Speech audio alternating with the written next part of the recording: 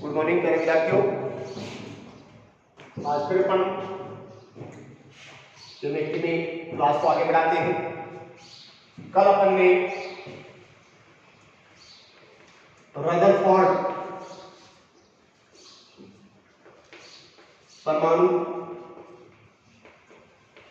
Model की बात की।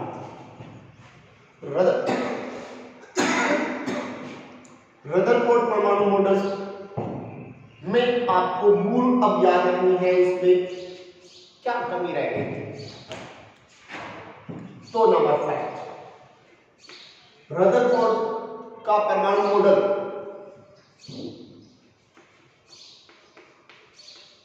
परमाणु के स्थायित्व की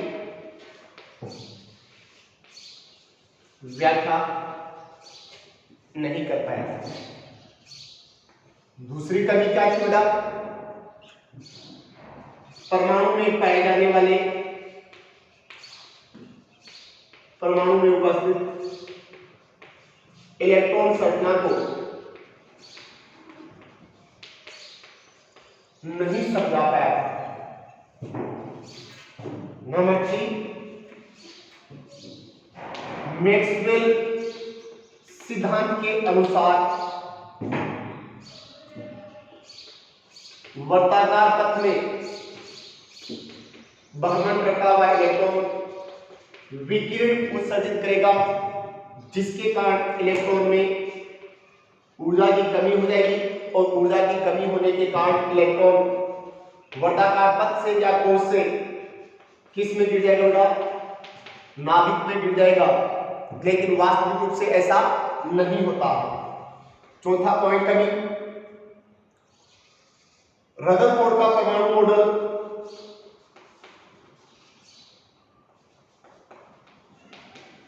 परमाणु के स्पेक्ट्रम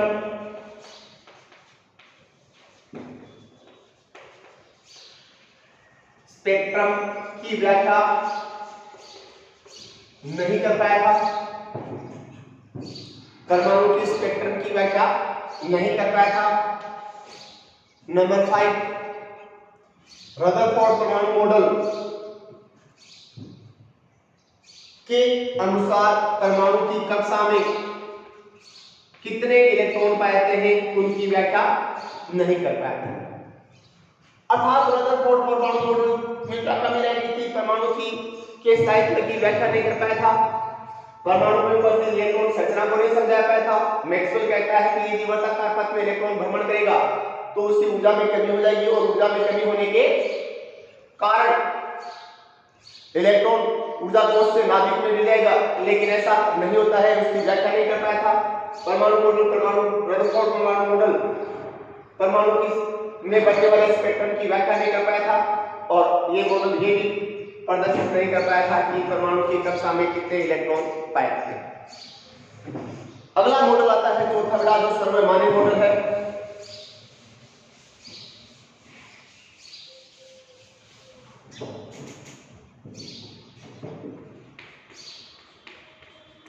नील्स बोर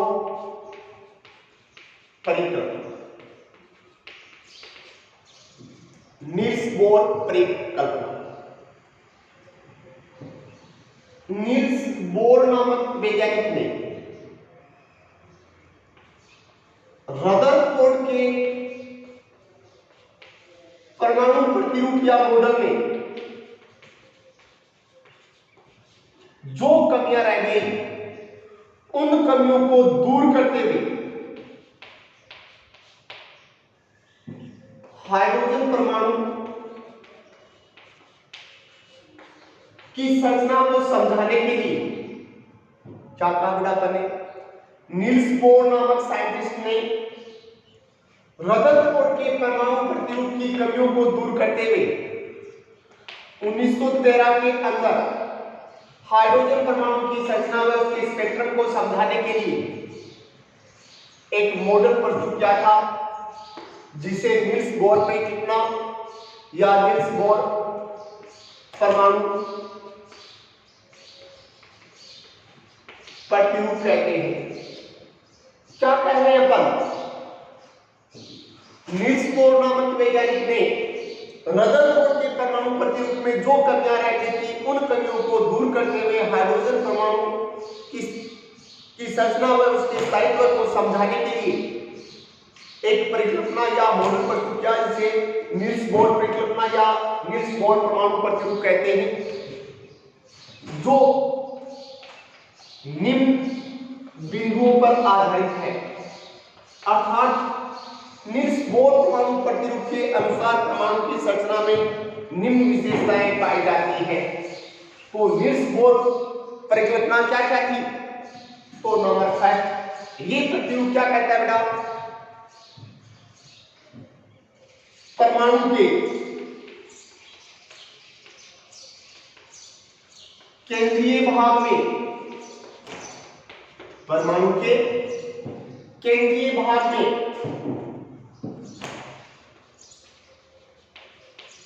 नाभिक पाया जाता है, जिसमें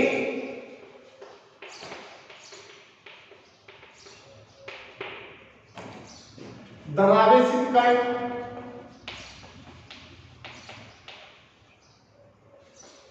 प्रोटॉन पाए जाते हैं। अब नील्स बोर परिकल्पना के अनुसार परमाणु की क्या विशेषताएं हैं, या परमाणु में क्या क्या गुण पाए जाते हैं, या परमाणु के कैरेक्टर क्या है, तो उसमें पहली विशेषता निकल कर क्या रही है बेटा? इस प्रतिरूप के अनुसार परमाणु के केंद्रीय भाग में क्या पाया जाता है? नाभिक पाया जाता है। वो अपन पहले बता चुके हैं, जिसमें धनावेशित उपकण प्रोटॉन पाए जाते हैं। रदरफोर्ड मॉडल भी यही कह रहा है, परमाणु का संपूर्ण धनावेशित भाग परमाणु के केंद्रीय भाग में पाया जाता है, जिसे क्या कहते हैं? नाभिक कहते हैं। दूसरी विशेषता, नाभिक के चारों ओर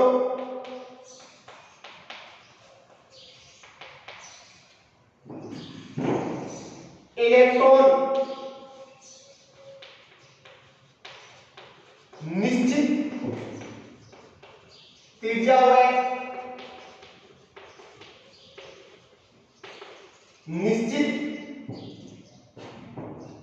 नाभिक के चारों ओर इलेक्ट्रॉन निश्चित त्रिज्या व निश्चित ऊर्जा वाले, नाभिक के चारों ओर इलेक्ट्रॉन निश्चित त्रिज्या व निश्चित ऊर्जा वाले पथ में भ्रमण करते हैं, जिन्हें कक्षा या कोश या ऊर्जा स्तर कहते हैं। दूसरा पॉइंट क्या बन रहा है?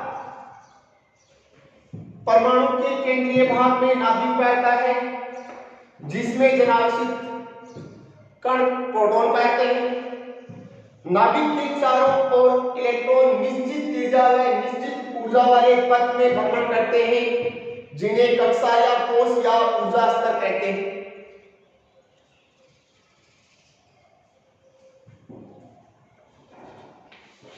नंबर 3, ये कोश या कक्षा नाभिक के चारों ओर सकेंद्रित होती है।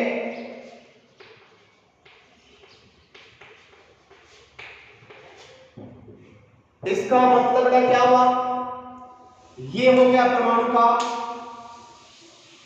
नाभिक, और उसके चारों ओर ये निश्चित त्रिज्या निश्चित ऊर्जा वाले पथ में सकेंद्रित नाभिक के चारों ओर पाए जाते हैं, जिन्हें KLMN नाम से दर्शाते हैं।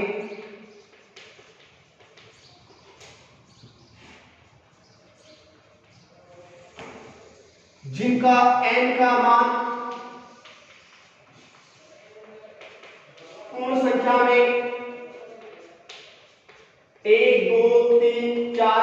होता है। अगली विशेषता के कोष किसे कहा अपन ने? जो ऊर्जा कोष नाभिक के सबसे नजदीक होता है उसे के कोष, उससे बाहर वाले को एल कोष, उससे बाहर वाले को एम कोष, उससे बाहर वाले को एन कोष कहते हैं। के के लिए एन का मान 1, एल के लिए 2, एम के लिए 3, एन के लिए 4। जैसे जैसे ऊर्जा कोष नाभिक से दूर होता रहता है वैसे वैसे कोष की ऊर्जा भी बढ़ती जाती है। क्या कहा बेटा अपन ने? जैसे जैसे ऊर्जा कोष नाभिक से दूर होता रहता है वैसे वैसे एन का मान बढ़ेगा और एन का मान बढ़ने के साथ साथ उस कोष की ऊर्जा की मात्रा भी क्या होती जाएगी? बढ़ती जाएगी। तो यहां के जो कोष है वो नाभिक के सबसे नजदीक है, इसलिए के कोष की ऊर्जा सबसे कम। एल कोष के से बाहर है, इसलिए एल कोष की ऊर्जा की मात्रा के से अधिक होती है।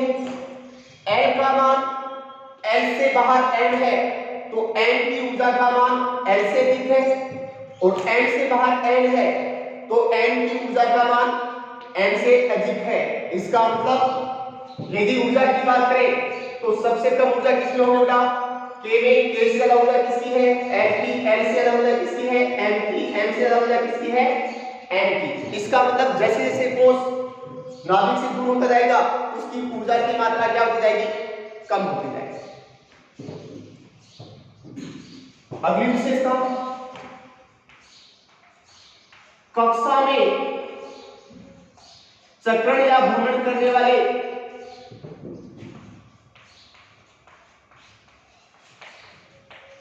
इलेक्ट्रॉन का कोणीय संवेग अपन फिजिक्स में पढ़ेंगे। mvr बराबर h अपॉन 2 पाई होता है। क्या कहा बेटा अपन ने? कक्षा में भ्रमण करने वाले इलेक्ट्रॉन का कोणीय संवेग फिजिक्स वाले चैप्टर में पढ़ेंगे अपन। कितना होता है? mvr बराबर h अपॉन 2 पाई, जहां m इलेक्ट्रॉन का द्रव्यमान, v इलेक्ट्रॉन का वेग, r कक्षा की त्रिज्या, h प्लांक स्थिरांक होता है। अतः इलेक्ट्रॉन केवल उन्हीं कक्षाओं में भ्रमण करता है जिनका कोणीय संवेग nh अपॉन 2 पाई होता है। क्या कह रहे हैं बेटा अपन? कक्षाओं में भ्रमण करने वाले इलेक्ट्रॉन का कोणीय संवेग कितना होता है? mvr बराबर h अपॉन 2 पाई, जहां m क्या है? इलेक्ट्रॉन का द्रव्यमान, v इलेक्ट्रॉन का वेग और कक्षा की त्रिज्या, h एक स्थिरांक है जिसे प्लांक स्थिरांक कहते हैं। अब केवल इलेक्ट्रॉन उन्हीं कक्षाओं में भ्रमण करता है जिनका कोणीय संवेग कितना होता है? nh अपॉन 2 पाई। निश्चित त्रिज्या व निश्चित त्रिज्या व निश्चित ऊर्जा वाले कक्षों में जब इलेक्ट्रॉन भ्रमण करता है तो उसकी ऊर्जा में कमी नहीं होती है और ऊर्जा में कमी नहीं होने के कारण भ्रमण करता हुआ इलेक्ट्रॉन नाभिक में नहीं गिरता है, जिसके कारण परमाणु का स्थायित्व बना रहता है। छठी विशेषता, जब कोई परमाणु बाहर से ऊर्जा ग्रहण करता है तो इलेक्ट्रॉन उत्तेजित अवस्था में आकर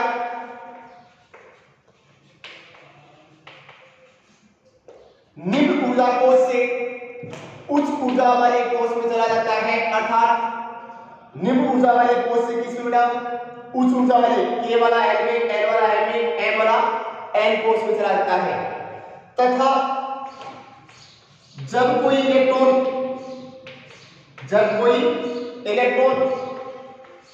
ऊर्जा का उत्सर्जन करता है, त्यागता है, तो इलेक्ट्रॉन उच्च ऊर्जा वाले कोष से निम्न ऊर्जा वाले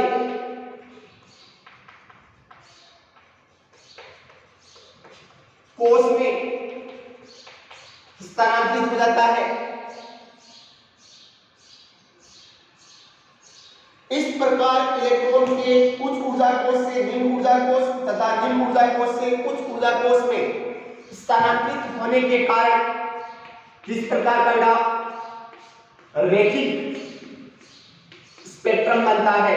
स्पेक्ट्रम क्या है ये भी अपन आगे आप जूनियर क्लास में जब साइंस पढ़ोगे उसमें आएगा, और इसके साथ साथ फिजिक्स में भी कुछ पॉइंट आएंगे। ये अपने पास आ गया कौन सा मॉडल बेटा, नील्स बोर परिकल्पना या परमाणु पट्टी। अब इजी वे में इसको याद रखना,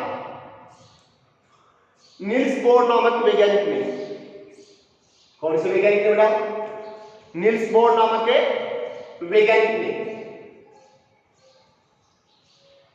परमाणु की संरचना को समझाने के लिए, या फिर कह सकते हैं रदरफोर्ड परमाणु मॉडल की कमियों को दूर करने के लिए नील्स बोर नामक साइंटिस्ट ने एक परमाणु प्रतिरूप प्रस्तुत किया, जिसे नील्स बोर परिकल्पना या परमाणु प्रतिरूप कहते हैं। इस प्रतिरूप के अनुसार परमाणु में क्या विशेषता पाई है, तो उसमें पहली विशेषता आ रही है, परमाणु के केंद्रीय भाग में नाभिक पाता है जिसमें धनावेशित कण प्रोटॉन पाते हैं। अर्थात परमाणु का केंद्रीय भाग नाभिक कहलाता है जिसमें धनावेशित कण प्रोटॉन पाते हैं। दूसरी विशेषता, नाभिक के चारों ओर इलेक्ट्रॉन निश्चित ऊर्जा वाले पथ में भ्रमण करते हैं जिन्हें कक्षा या कोष या ऊर्जा स्तर कहते हैं। तीसरी विशेषता, ये कोष या कक्षा या ऊर्जा स्तर नाभिक के चारों ओर संकेंद्रित होते हैं, अर्थात नाभिक के चारों ओर वर्गाकार पथ में पाते हैं जिन्हें के एल एम एन नाम से दर्शाते हैं, जिनका एन मान कोष नंबर सदैव पूर्ण संख्या में होता है, अर्थात 1 2 3 4। इनमें से के कोष किसे कहेंगे, कक्षा किसे कहेंगे, जो कोष नाभिक के सबसे नजदीक है उसे के कोष, उससे बाहर वाले को एल कोष, उससे बाहर वाले को एम कोष, उससे बाहर वाले को एन कोष कहते हैं। जैसे जैसे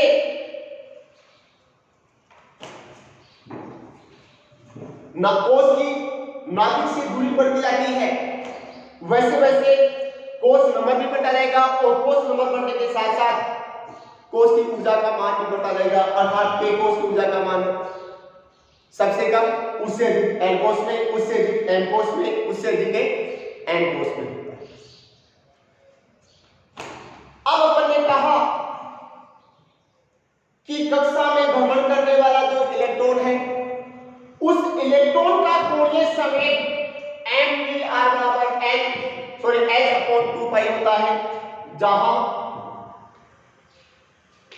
m इलेक्ट्रॉन का द्रव्यमान, v इलेक्ट्रॉन का वेग, r कक्षा की ऊर्जा तथा h एक स्थिरांक है जिसे प्लैंक स्थिरांक कहते हैं। अब mvr कोणीय संवेग वाला इलेक्ट्रॉन केवल उन्हीं कक्षाओं में भ्रमण करता है जिनका कोणीय संवेग कितना होता है, nh/2π होता है। जिनका कोणीय संवेग कितना होता है, nh/2π होता है। अब नील्स बोर क्या कहता है, निश्चित ऊर्जा व निश्चित त्रिज्या वाले कोश में जब इलेक्ट्रॉन भ्रमण करता है तो वो विकिरण उत्सर्जित नहीं करता है, जिसके कारण उसकी ऊर्जा में कमी नहीं होती। ऊर्जा में कमी नहीं होने के कारण, ऊर्जा में कमी नहीं होने के कारण भ्रमण करता हुआ इलेक्ट्रॉन कभी भी किसमें नहीं गिरता बेटा, नाभिक में नहीं गिरता। किसमें नहीं गिरता है, नाभिक में नहीं गिरता। फिर इसके पश्चात जब कोई परमाणु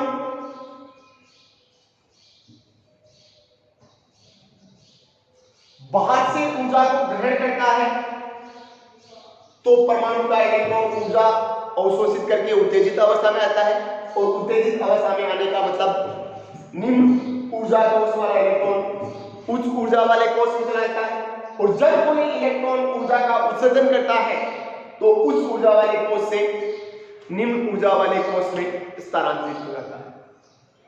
निम्न ऊर्जा वाले कोष में स्थानांतरित हो जाता है। इस प्रकार इलेक्ट्रॉन के उच्च ऊर्जा कोष में और निम्न ऊर्जा कोष में स्थानांतरित होने के कारण क्या प्राप्त होता है, रैखिक स्पेक्ट्रम प्राप्त होता है, जो भी अपन आगे पढ़ेंगे। ये अपने पास किस मॉडल की विशेषता है बेटा, नील्स बोर मॉडल की विशेषता, जो आधुनिक है, सर्वमान्य मॉडल है।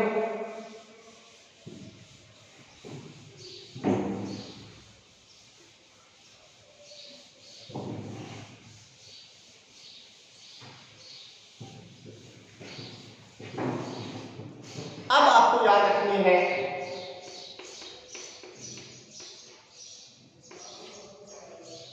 नील्स बोर मॉडल की कमियां।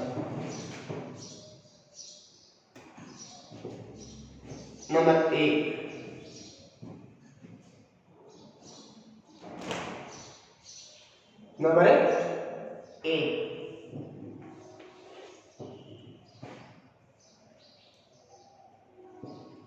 ये परमाणु प्रतिरूप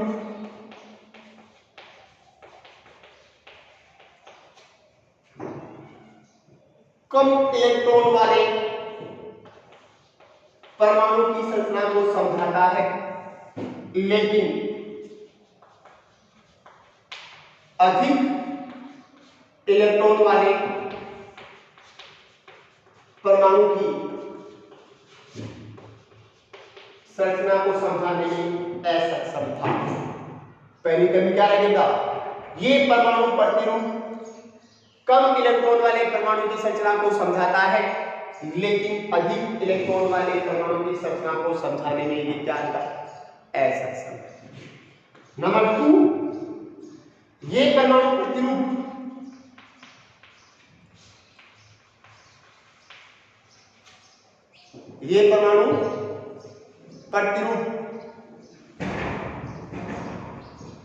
रासायनिक संयोजन के द्वारा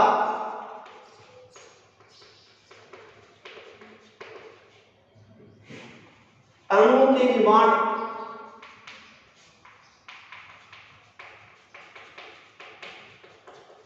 को समझाने में असक्षम था। तीसरी कमी, उच्च भेदन क्षमता वाले उपकरणों से परमाणु का अध्ययन करते हैं तो जो स्पेक्ट्रम प्राप्त होता है वो अनेक लाइनों में विभाजित होता है, जिसकी व्याख्या नील्स बोर नहीं कर पाया। ये इस मॉडल की क्या रहेगा बेटा, कमियां है। अब आपके सिलेबस में ये केवल 4 ही प्रतिरूप है, जिसमें पहला आ गया डाल्टन का परमाणु सिद्धांत, दूसरा आ गया थॉमसन का परमाणु प्रतिरूप मॉडल, तीसरा आ गया रदरफोर्ड का सौर तत्व प्रयोग, और चौथा आ गया नील्स बोर परीक्षण। जो भी है वर्तमान में आपके पास परमाणु की संरचना और परमाणु की संरचना से संबंधित कुछ बिंदु आए थे, जैसे कोष, उपकोष, इलेक्ट्रॉनिक विन्यास, संयोजकता, अष्टक का नियम, परमाणु क्रमांक, द्रव्यमान संख्या, ये सारे बिंदु आपको मैंने एक्सप्लेन कर दिए। अगला पॉइंट, एक पार्ट आपका पूरा होता है परमाणु प्रतिरूप वाला, तो दूसरा पार्ट है आपके सिलेबस में बड़ा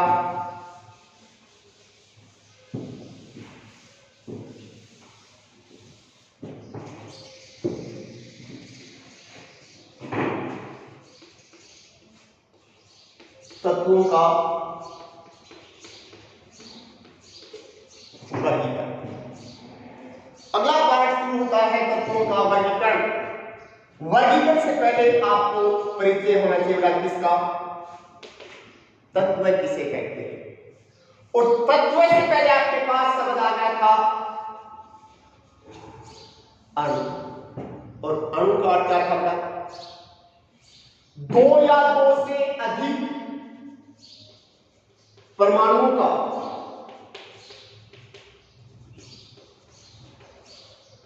समूह क्या कहलाता है, अणु कहलाता है। दो या दो से अधिक परमाणुओं का समूह क्या कहलाता है, अणु कहलाता है, जिसके लिए कोई शर्त नहीं है कि सभी परमाणु समान हो, समान हो सकते हैं या फिर सभी परमाणु असमान हो सकते हैं। और फिर तत्व की परिभाषा क्या निकलती है बेटा, दो या दो से अधिक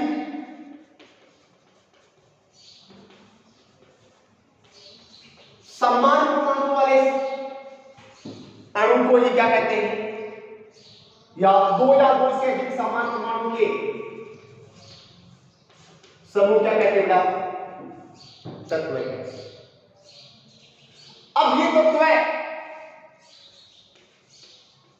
द्विपरमाणु भी हो सकते हैं या बहुत से अधिक परमाणु से मिलकर बने होते हैं या बहुपरमाणु होते हैं। जैसे अपने पास ऑक्सीजन आता है, Cl2 आता है, या H2 आता है, या N2 आता है, या Br2 आता है। ये सभी तत्व है वो कैसे है बेटा, द्विपरमाणु तत्व है। इसके अलावा बहुत सारे हैं वो तत्व कैसे होते हैं, बहुपरमाणु, जैसे आयरन है, कैसा है बेटा, बहुपरमाणु तत्व। अब तत्व का अर्थ हो गया दो या दो से अधिक समान परमाणु वाले समूह को क्या कहते हैं बेटा, तत्व कहते हैं। फिर प्रकृति में अब तक कितने प्रकार के बेटा, 118 प्रकार के तत्वों को ज्ञात किया जा चुका है। इन 118 प्रकार के तत्वों का सबका परमाणु क्रमांक भिन्न भिन्न होता है, इनकी द्रव्यमान संख्या सबकी भिन्न भिन्न होती है, इनका प्रतीक भिन्न भिन्न होता है। अब 118 प्रकार के तत्वों के रासायनिक व भौतिक गुणधर्म भी क्या होते हैं बेटा, भिन्न भिन्न होते हैं। अब 118 प्रकार के तत्वों के रासायनिक एवं भौतिक गुणधर्म भिन्न भिन्न होने के कारण प्रत्येक तत्व के भौतिक एवं रासायनिक गुणधर्मों को याद रखना संभव नहीं। इसलिए इन तत्वों के भौतिक एवं रासायनिक गुणधर्म के अध्ययन को सरल एवं सुविधाजनक बनाने के लिए किसकी आवश्यकता पड़ेगी, वर्गीकरण की आवश्यकता। अब फिर परिभाषा आती है या अर्थ शब्द आ गया आपके पास, वर्गीकरण किसे कहते हैं। वर्गीकरण का अर्थ है समान और असमान गुणधर्मों के आधार पर या गुणों के आधार पर किसी वस्तु को समूह में क्या करना बेटा, विभाजित करना। क्या कराता है? वर्गीकरण। सीधा क्या रखना है? वर्गीकरण का क्या है? यदि कोई वस्तु है और उसकी मात्रा भिन्न है और उसके प्रकार भी भिन्न है, तब उस वस्तु के अध्ययन को सरल एवं सुविधाजनक बनाने के लिए ही समानता और असमानता के आधार पर समूह में विभाजित करना क्या कहलाता है? वर्गीकरण। यहां आपको तो परिभाषा देनी है तत्वों के वर्गीकरण। तत्वों के वर्गीकरण का क्या है? तत्वों को समान भौतिक एवं रासायनिक गुणधर्मों के आधार पर किसमें विभाजित करना का? समूह या वर्ग में विभाजित करना वर्गीकरण कहलाता है। क्यों वर्गीकरण की आवश्यकता पड़ती है? तो तत्वों के अध्ययन को सरल एवं सुविधाजनक बनाना।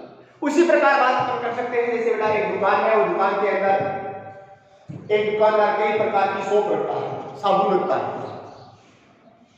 अब उन साबुन को दुकानदार क्या करेगा? मार्केट से खरीद कर लाकर एक जगह इकट्ठी कर देगा या उनको अलग अलग साबुन को अलग अलग व्यवस्थित करेगा? अलग अलग व्यवस्थित करेगा। क्यों करेगा? ताकि वो आसानी से उसको बेच सके। बेचते समय जब ग्राहक आ जाए तो साबुन को ढूंढने की आवश्यकता नहीं होती है, इसलिए वो नहाने की साबुन को अलग अलग रूप से क्या करता है? व्यवस्थित करता है। उसी प्रकार तत्वों के अध्ययन को सरल एवं सुविधाजनक बनाने के लिए तत्वों क्या क्या करता? वर्गीकरण करता है। थैंक्स।